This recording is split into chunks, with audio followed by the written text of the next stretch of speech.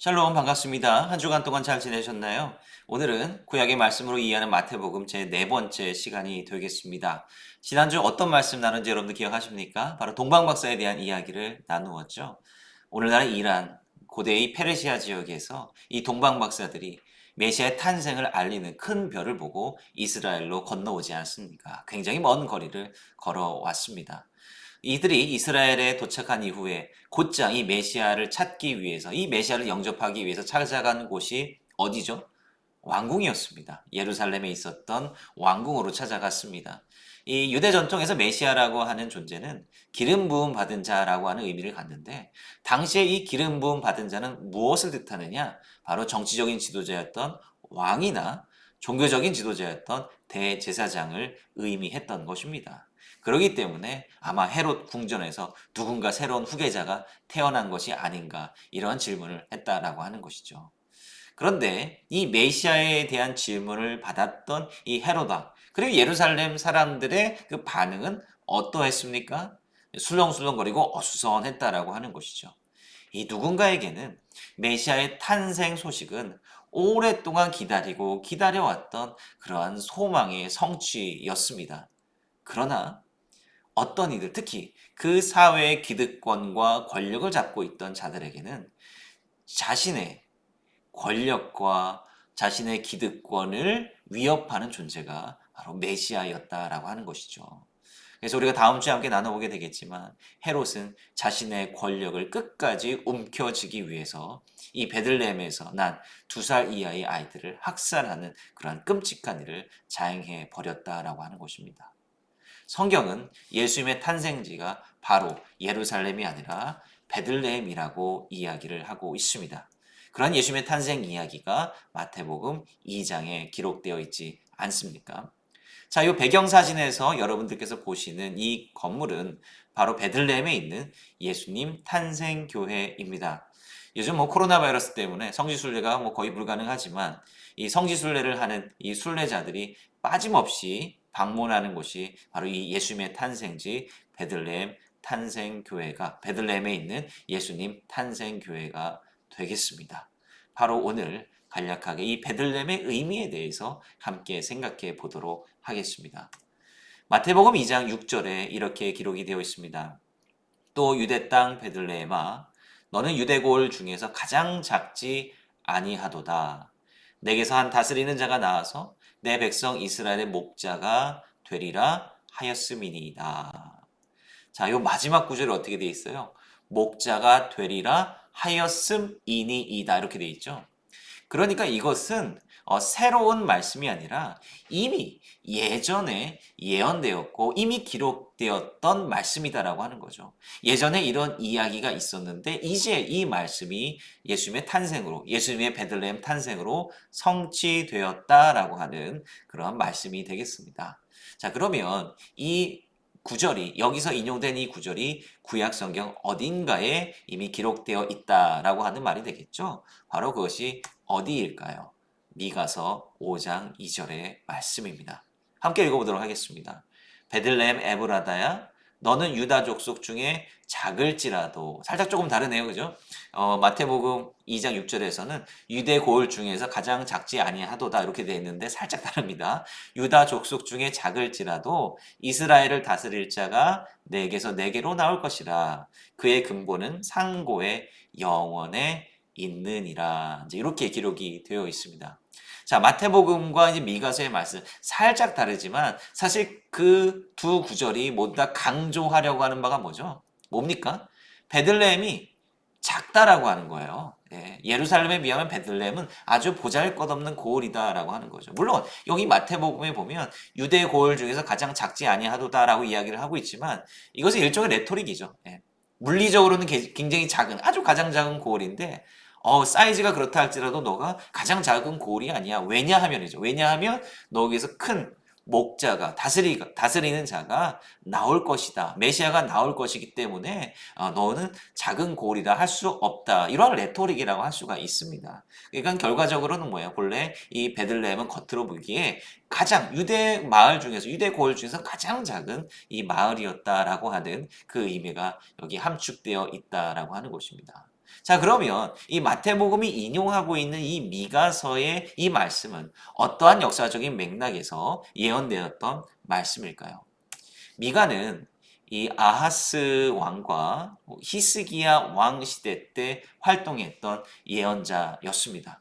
자, 아하스와 이 히스기야가 다스리고 있었던 그때는 바로 이러한 정치 지형이 형성되고 있었습니다. 이건 뭐냐면 지금 초록색으로 이렇게 표시된 지역이 바로 아수르라고 하는 제국입니다. 이 당시는 기원전 이 8세기 때라고 이제 할 수가 있겠는데요. 이 아수르라고 하는 나라가 이 동쪽에 오늘날 이라크 지역이고요. 이 서쪽에 뭐 이제 터키 접경 지역으로부터 해가지고 아래쪽에 시리아, 레바논 지역이죠. 그다음에 그 아래쪽에 이제 유다, 이스라엘 지역의 절반, 북이스라엘 지역을 다 삼켜버리고 이렇게 남유다를 이 압박하고 있었던 이러한 형세 가운데 있었던 그런 시대라고 이제 보시면 되겠습니다.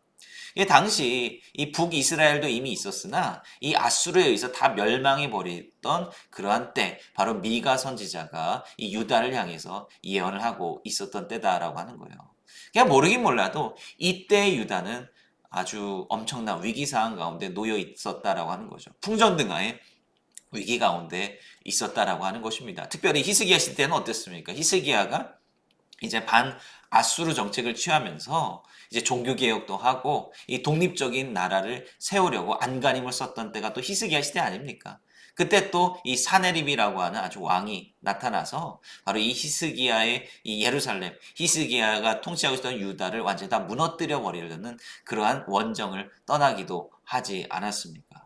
바로 그러한 절체절명의 위기 시대 때에 바로 미가 선지자가 와서 바로 이러한 예언의 말씀을 해주고 있다라고 하는 것입니다. 이 이스라엘의 역사, 이 이스라엘의 역사를 성경에 나타나 있는 이스라엘의 역사를 읽어보면 우리 성경에서 말하려고 하는 그 역사의 의미가 무엇인지 우리가 좀 깨달아야 됩니다. 우리가 일반적으로 역사라고 하면 어떤 생각이 떠오릅니까? 역사라고 하는 것은 과거에 있었던 사실들, 과거에 있었던 여러 가지 사건들을 전달하는 것이 역사의 가장 중요한 목적이라고 할 수가 있겠죠. 그러나 이 고대의 역사나 이 성경의 역사는 오늘날 우리가 생각하는 역사의 개념과는 좀 달랐습니다. 이 고대의 역사 혹은 성경의 역사가 전달하려고 하는 것은 무엇이냐면 과거의 사건을 통해서 우리에게 무언가 교훈과 메시지를 전달해 주려고 했다라고 하는 것입니다. 역사적인 팩트 그 자체보다도 이 메시지에 초점이 가 있었다라고 하는 얘기죠. 그렇기 때문에 이 성경의 역사, 이 면면을 보면 그 왕들의 어떤 세상적인 업적, 치적 이런 것과는 별개로 이 왕들을 평가합니다. 이 왕들이 얼마나 그 나라를 부강하게 만들었고 얼마나 군사력을 세웠고 얼마나 커다란 영토를 넓혔는지 그거로 왕의 위대함, 왕의 어떤 업적을 평가하지 않는다라고 하는 것입니다. 아무리 넓은 드넓은 제국과 아주 좋은 경제력을 발휘했다, 세웠다 한다 할지라도요. 그 왕이 하나님 앞에 신실하지 않으면 그 왕은 실패한 왕으로 평가되는 것이 이 성경에 나타난 그런 역사 해석 방식이다라고 하는 것이죠. 바로 이 미가는 그러한 위기 시대 상황 속에서 이 유다가 살아남기 위해서는 어떻게 해야 되는 거예요? 이 유다가 살아남기 위해서는 당연히 이 대제국 아수르에 충성해야 되지 않겠습니까? 그죠? 네. 이 아하스와 이 히스기야 시대 가운데 아하스가 그런 왕이었어요. 아하스가 이 신아수르 제국에 충성을 다했습니다. 그리고 아수르의 종교를 또 유다로 유입을 했고 그렇게 이제 살아남았다라고 하는 것입니다. 근데 성경에서 아하스에 대한 기록을 보면 그의 어떤 패역함, 그의 완악함, 그가 정말 하나님 앞에서 범죄함을 저질렀다라고 하는 아주 혹독한 좋지 않은 평가들이 주를 이루고 있다라고 하는 것이죠.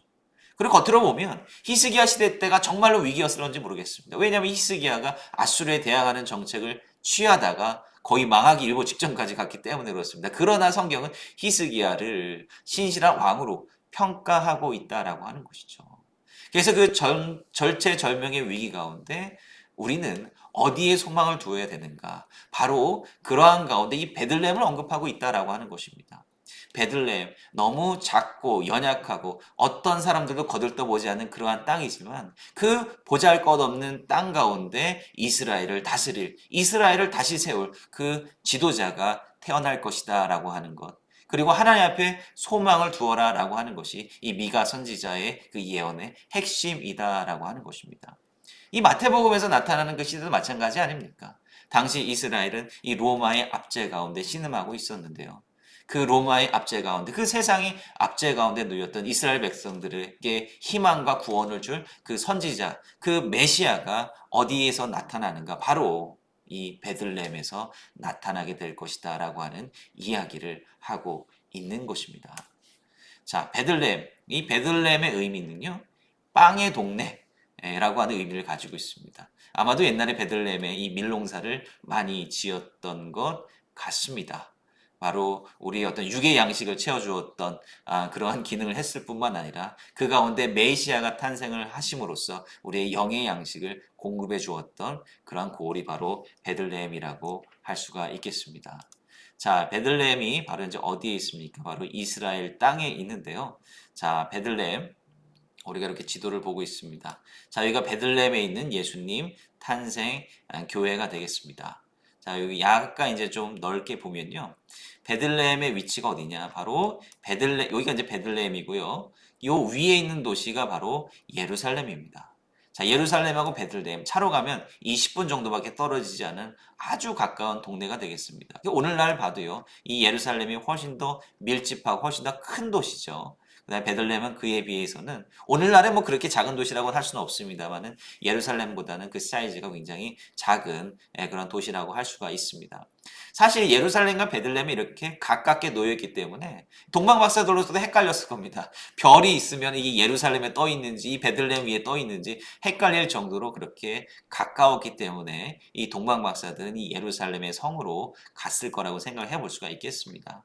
그래서 이 베들레헴을 좀 이렇게 확대를 해보면 여기 이제 예수님 탄생 기념 성당, 이게 카톨릭 교회이기 때문에 그런 거죠. 예수님 탄생 기념 성당이라고 이제 되어 있는데 이거 좀 해상도가 좀 낮지만 이렇게 보시면 십자가 모양으로 되어 있는 건물을 위에서 볼 수 있습니다. 이게 이제 요 건물이죠. 제가 아까 프레젠테이션 배경 사진으로 사용했던 그 교회를 위에서 보면 이렇게 십자가 모양으로 세워져 있는 것을 볼 수가 있습니다. 이 교회에 대해서는 우리가 나중에 좀 더 자세하게 살펴보도록 하겠습니다.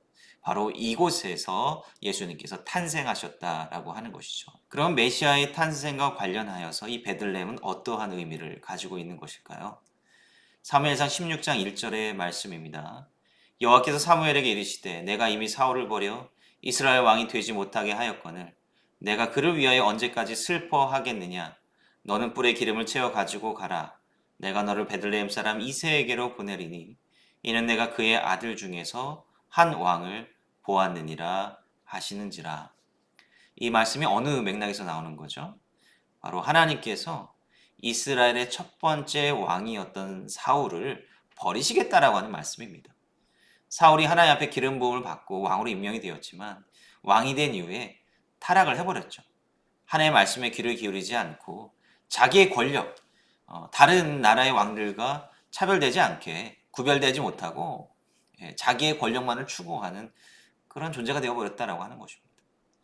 그래서 하나님께서는 그 대신에 새로운 왕을 세워주시겠다라고 말씀하시는데 그 새 왕이 어디에 사는 거예요? 바로 베들레헴에 살았다라고 하는 거죠. 베들레헴 사람 이새의 아들들 가운데 선택하시는데 그 왕이 될 이새의 아들이 누굽니까? 바로 다윗 왕입니다. 다윗의 고향이 바로 베들레헴이었습니다. 여기에 바로 이제 연결성이 존재한다라고 하는 것이죠. 이스라엘 역사 가운데 가장 위대한 왕이 누구냐라고 묻는다면 당연히 모두들 다윗이라고 대답을 할 겁니다. 다윗은 이스라엘의 왕조 역사상 가장 하나님 앞에 신실하고 하나님의 마음에 합한 왕이었다라고 하는 것입니다. 그러면 이 나중에 이스라엘과 유다가 다 쇠락해버리고 다 망해버리지 않았습니까? 그리고 제국의 압제하에 놓이게 되지 않았습니까? 그 사람들은 이 예언서에 나타난 예언대로 다시금 이 이스라엘과 유다를 회복시키실 것이다라고 하는 그 예언을 기다리면서 어떠한 지도자를 원했겠어요? 바로 다윗과 같은 지도자가 다시 이 땅 가운데 오기를 기다리는 것이죠. 그 다윗이 바로 장차 이스라엘을 구원할 메시아의 표상이 된다라고 하는 것입니다. 그러면 예수님께서 어디에서 탄생을 하셔야 되는가? 바로 베들레헴이다라고 하는 거예요. 다윗과 같이 신실한 메시아는 당연히 다윗의 고향이었던 이 베들레헴에서 태어나셔야 된다라고 하는 그 예언의 성취가 이 마태복음 2장에서 나타나고 있다라고 하는 것입니다. 또 다른 한편에서 보면 이 베들레헴에서 이 메시아가 탄생하셨다라고 하는 것은 사람들의 상식을 또한 뒤집어 버리는 것이기도 했습니다. 왜요? 사람들이 왕이라고 한다면, 메시아라고 한다면 당연히 어디서 태어나야 된다고 생각했을까요? 바로 동방박사들이 그랬던 것처럼 예루살렘 혹은 왕궁, 거기 정도는 태어나줘야 그래도 메시아 되지 않겠느냐, 그렇게 생각했을 것 아닙니까? 그 사람들이 생각하는 그런 어떤 신앙의 어떤 이상향의 모델이 있는 거예요. 좀 힘도 있고 이 세상의 권력을 딱 잡는 그런 사람이 좀 본이 되면 얼마나 좋을까라고 하는 것입니다. 그러나 하나님의 계획은 다른 데 있었다라고 하는 거예요. 이 세상의 권력을 가지고 있으면 이 눈에 보이는 문제를 해결할 수는 있겠죠. 그러나 예수님께서는 우리보다 더 낮은 자리, 다른 당시에 예수님 시대 때는 이 베들레헴이라고 하는 거들떠보지도 않은 아주 작은 고을이었다라고 하는 거예요.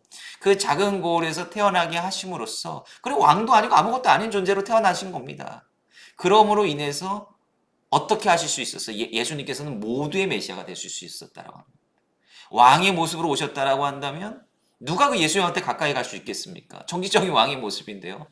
누구나 가까이 갈 수 없었을 것입니다. 그러나 예수님께서는 평범한, 그리고 누구나도 거들떠보지 않는 이 베들레헴을 통해서 조용히 이 땅 가운데 오셨기 때문에 병자든 당시에 불가촉 천민으로 여겨졌던 창기든 아주 낮은 지위에 있던 사람들이 누구나가 다 예수님께로 거리낌 없이 나아갈 수 있었다라고 하는 거죠. 그게 하나님께서 이 땅 가운데 보여주신 메시아의 본질이다라고 하는 것이죠. 아무도 기억하지 않는 베들레헴 땅인 바로 다윗과의 연결선뿐만 아니라 모두를 위해 오신 메시아라고 하는 그 의미를, 그 역할을 우리에게 보여주시기 위함이었다라고 하는 겁니다. 우리가 한번 생각해 볼 여지가 있는 것 같아요. 우리는 무엇을 위해서 기도하고 무엇이 진짜 신앙인의 모습이라고 생각을 합니까? 어쩌면 우리는 좀 이 세상 가운데 좀 성공하고 좀 잘 나가야 그래도 좋은 신앙인으로, 또 기도 응답받는 신앙인으로 인정받는 건 아닐까, 그런 생각을 가질 수도 있어요. 꼭 그런 것은 아니다라고 하는 겁니다. 예수님이 그러하셨듯이 사실 우리는 어느 자리로든 갈 수 있어요. 하나님께서 우리에게 주신 그 사명이 분명히 있을 것입니다. 우리는 어느 자리에 있든지 간에 그 자리에서 신실하게 다른 이들에게 선한 영향력을 끼칠 수 있는 그 일을 감당할 수가 있다면 그거면 된 거죠. 그리고 하나님께서는 그 일을 통해서 놀랍게 역사해 주실 것이다 라고 하는 것을 우리가 반드시 기억했으면 좋겠습니다. 지금 우리가 있는 자리에서 어떻게 이 세상을 섬겨나가고 어떻게 하나님의 복음을 전할 수 있을까? 이것을 위해서 다시 한번 생각해보고 또 이 베들레헴을 통해서 우리의 모습을 다시 한번 돌아볼 수 있게 되기를 간절히 원합니다. 기도하겠습니다. 사랑과 내가 마신 아버지 하나님, 감사합니다. 오늘 이 베들레헴이라고 하는 지역을 통해서 하나님께서 어떠한 마음으로 이 땅 가운데 메시아를 보내주셨는지, 그리고 우리가 각자 우리가 처한 자리에서 어떠한 역할을 해야 하는지 함께 생각해 보았습니다. 하나님, 우리의 겉모습이 중요한 것이 아니라 우리가 처한 자리에서 어떠한 일을 잘 감당할 수 있는가, 그것이 중요함을 우리가 다시 한번 돌아보게 됩니다. 하나님께서 우리에게 이 세상을 섬기는 마음, 이 세상을 사랑하는 마음을 주셔서 우리가 어떠한 모양으로 살아가든지 그 속에서 하나님의 복음을 전하고 주의 선한 영향력을 끼칠 수 있는 저희들의 삶이 다 될 수 있도록 주님 인도하여 주시옵소서. 예수님의 이름으로 감사하며 기도합니다. 아멘.